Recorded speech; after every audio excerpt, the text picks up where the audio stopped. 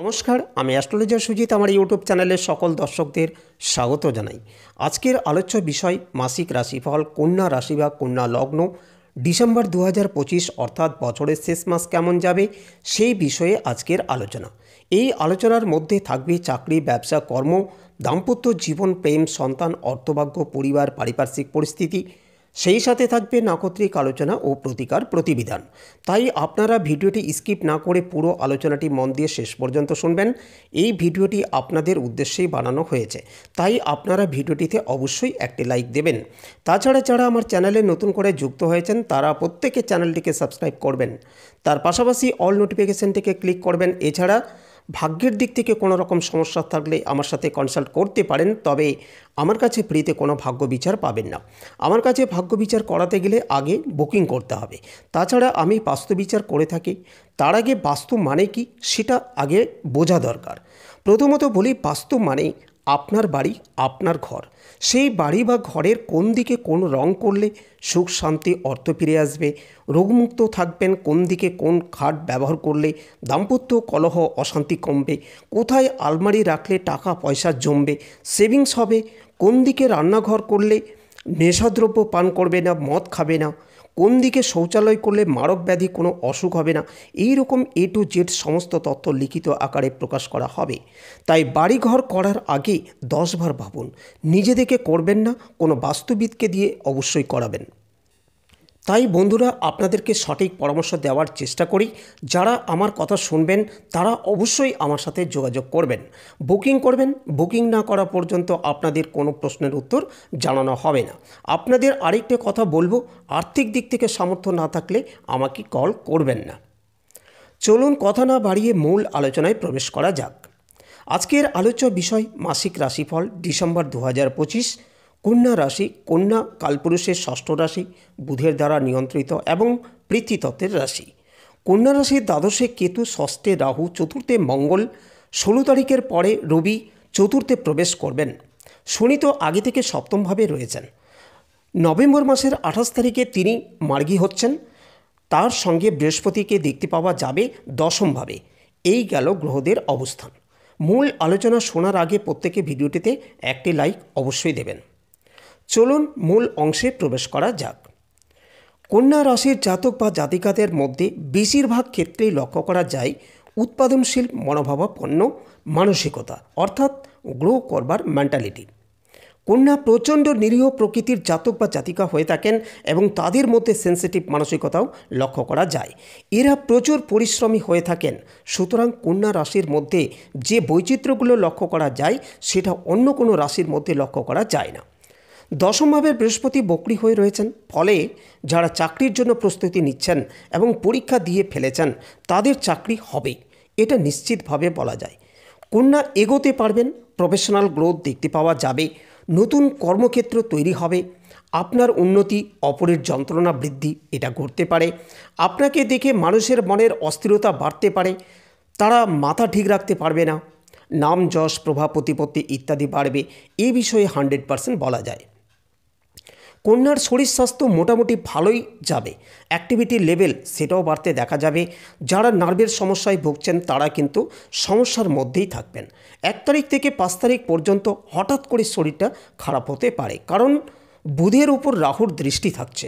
শনিদেব মার্গী হওয়ার কারণে হালকা ব্যথা যন্ত্রণা, তার সাথে হালকা আঘাতপ্রাপ্তি সেটাও হতে পারে এবং পারিপার্শ্বিক পরিস্থিতির কারণে পরিশ্রমের মাত্রা বাড়তে পারে। কারণে অকারণে কন্যাকে পরিশ্রম করতে হবে।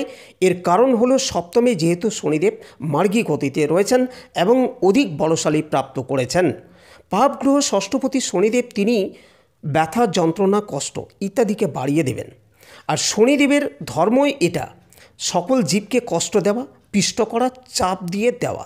অর্থাৎ দরজা জানলা বন্ধ করতে গিয়ে হাতে চাপা পড়ে গেল, এই রকম ঘটনা শনিদেব কন্যার ক্ষেত্রে ঘটাবেন। বাড়ির আত্মীয় পরিজন কুটুম্ব এদের দ্বারা উপকৃত হবেন। বয়স্ক কোনো ব্যক্তির শরীর স্বাস্থ্য নিয়ে দুশ্চিন্তা বাড়তে পারে। দেনা পাওনা আদান প্রদান ইত্যাদির ক্ষেত্রে মানসিক তৃপ্তি দেখতে পাওয়া যাবে। দাম্পত্য জীবনের ক্ষেত্রে বেশ কিছুটা চাপ আসতে পারে। দেনা পাওনা সম্পর্কিত কিছু জটিলতা সৃষ্টি হতে পারে, ভুলে যাওয়ার সম্ভাবনা তৈরি হতে দেখতে পাওয়া যাবে। হঠকারিতা কন্যাকে অ্যাভয়েড করতে হবে। হাতে কাঁধে বাহুতে চোট আঘাত লাগার সম্ভাবনা রয়েছে। কণ্ঠনালীর পীড়ায় কষ্টপ্রাপ্ত হতে পারেন।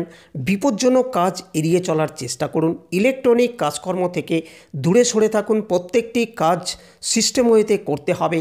ষষ্ঠভাবস্থ রাহু ভোগাতে পারে পেটের সমস্যায়, বাড়িয়ে তুলতে পারে বেশ কিছু শত্রুতা।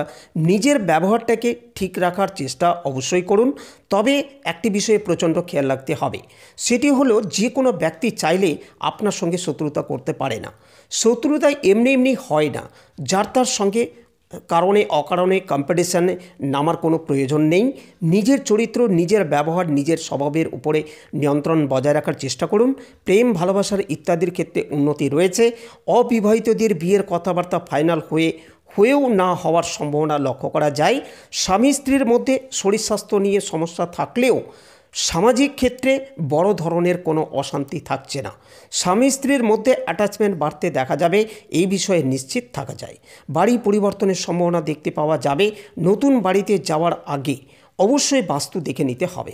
বিশেষ করে যদি ভাড়া বাড়িতে যান, সেই বাড়ির বাস্তুটাকে বিচার বিশ্লেষণ করে নিতে হবে। সন্তান প্রাপ্তির সম্ভাবনা দেখতে পাওয়া যায়। প্রেমিক কিংবা প্রেমিকার দ্বারা উপকৃত হবেন। লটারির টিকিট এ মাসে কেনা যেতে পারে, তবে বড় অ্যামাউন্টের অর্থলাভ হবে না। দান করা এ মাসে আপনার জন্য অত্যন্ত শুভ। আইনি জটিলতা এড়িয়ে চলুন। ষষ্ঠে রাহু ঝামেলা, ঝঞ্ঝাট, অশান্তি, মামলা মোকদ্দমায় জড়িয়ে যাওয়ার সম্ভাবনা এগুলি বাড়াবে। একটি বিষয়ে প্রচণ্ড খেয়াল রাখবেন, সেটি হলো সপ্তমের শনিদেব। এটি কিন্তু দাম্পত্য জীবনের ক্ষেত্রে মারাত্মক। এর ফলে দাম্পত্য অশান্তি, বিচ্ছেদ, একে অপরের থেকে দূরত্ব বৃদ্ধি, এই সমস্ত শনিদেব করিয়ে থাকেন। তাই সাবধান। অবিবাহিতদের ক্ষেত্রে সপ্তমে শনি থাকলে বিয়ে হতে চায় না, বিয়ে লেগেও ভেঙে যায়, বাধা সৃষ্টি করে এবং শুভ কাজে প্রতিবন্ধকতা নিয়ে আসে। যারা ব্যবসা করছেন তাদের ক্ষেত্রে পরিশ্রমের মাত্রাটাকে বাড়াবে। যতই চেষ্টা করুন না কেন এই বাধা দূর করতে পারবেন না। তার সঙ্গে সঙ্গে বাড়াবে চাকরি প্রাপ্তির মানসিকতা, চাকরি করার মেন্টালিটি এইটুকু বাড়িয়ে তুলবে। সুতরাং কন্যার সিচুয়েশন টাফ হতে পারে, তবে কন্যার জন্য সাকসেস ওয়েট করছে। আপনি জয়ী হবেন। কে আটকাবে আপনাকে? শনিদেব এক্ষেত্রে আপনাকে সাপোর্ট করবেন। কন্যার জন্য শনিদেব পজিটিভ প্ল্যানেট। যারা কাঠের ব্যবসা করেন, সারের ব্যবসা করেন, লোহার ব্যবসা করেন, পেট্রোল পাম্পের ব্যবসা করেন, ভারী জিনিসপত্রের ব্যবসা করেন, তারা ব্যাপকভাবে উন্নতি করতে পারবেন। তার সঙ্গে সঙ্গে ভাই বোন এদেরকে নিয়ে শত্রুতা সৃষ্টি হতে পারে। তাহলে এবার চলে আসবো নাক্ষত্রিক আলোচনা প্রসঙ্গে। সবার প্রথম নক্ষত্র উত্তর ফাল্গুনী। কাজের সুযোগ বাড়বে। কর্মক্ষেত্রে ডোমিনেটিং পাওয়ার সেটা বাড়তে দেখা যাবে। মান সম্মান বৃদ্ধির সম্ভাবনা অনেকটাই বেশি রয়েছে। গুপ্ত শত্রুতা, আইনি জটিলতা বাড়তে পারে। প্রেম ভালোবাসার ক্ষেত্রে উন্নতি থাকছে। মা বাবা ভাই বোন এদের সঙ্গে অ্যাটাচমেন্ট বাড়বে। পুরনো শত্রুতা হঠাৎ করে বাড়তে পারে। পুরনো কোনো কেটে যাওয়া থেকে রোগ সৃষ্টি হতে পারে।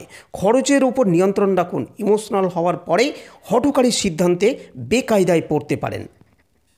এর পরবর্তী নক্ষত্র হস্তা। বিয়ের কথাবার্তা ফাইনাল হতে পারে।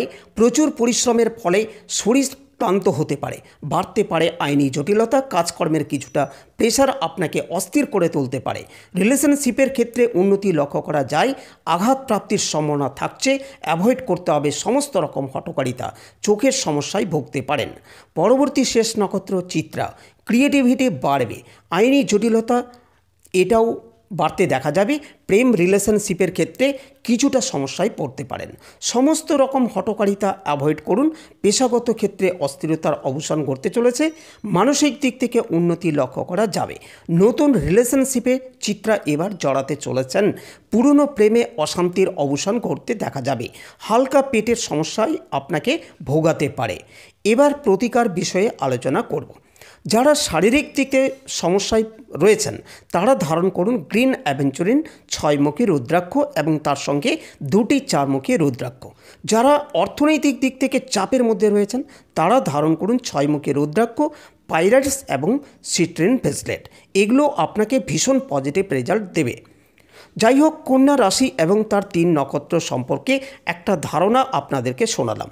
আলোচনাটি ভালো লাগলে লাইক, শেয়ার ও সাবস্ক্রাইব করতে ভুলবেন না।